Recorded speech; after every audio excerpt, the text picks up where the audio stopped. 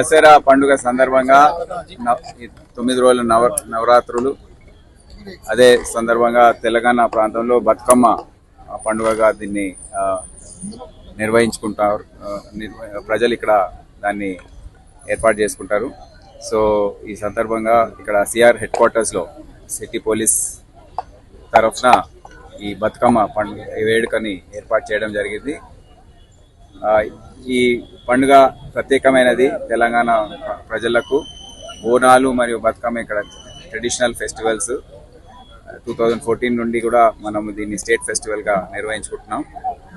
అందరు కూడా మీరు చూసారు ఎంత ఉత్సాహంతో అందరూ పాల్గొని బతుకమ్మ పాటలకు వాళ్ళ నృత్యాలు అందరు చేశారు. ఇక్కడ సిబ్బంది, సిఆర్ హెడ్ క్వార్టర్స్ సంబంధించిన మహిళా ఆఫీసర్లు అందరూ కూడా, వారందరికీ నా శుభాకాంక్షలు తెలియజేస్తున్నాను.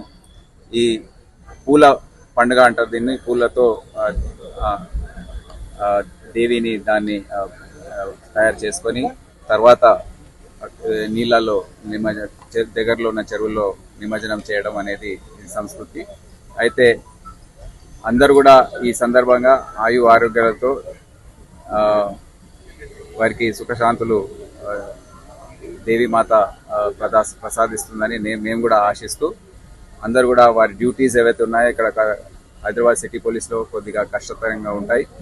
ఎల్లప్పుడూ ఏ బందోబస్తు వస్తుందో కూడా వారికి తెలియదు.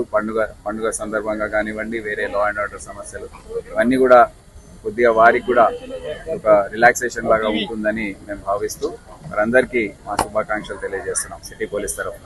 Thank you.